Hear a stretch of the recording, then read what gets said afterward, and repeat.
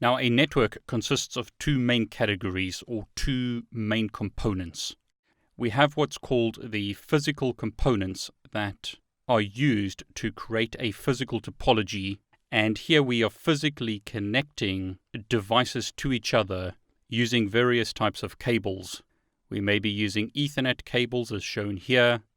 We may be using optical cables or fiber cables. And more these days, we use the air to connect devices to each other.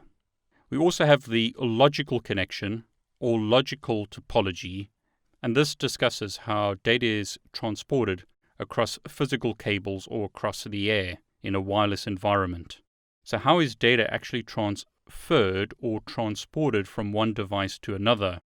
That's the logical connection made between devices. Various protocols are used to do this. Think of a protocol as a type of language.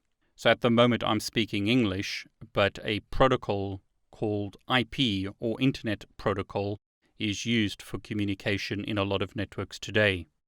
When physical cabling is used, you would plug an Ethernet cable, such as in this example, into what's called a network interface card or NIC on a PC.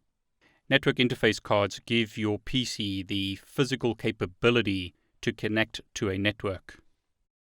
If a wireless device such as an iPad or an iPhone or a Mac was used to connect to a wireless network, a wireless network interface card is used to enable that device to send and receive data through wireless transmission across the air.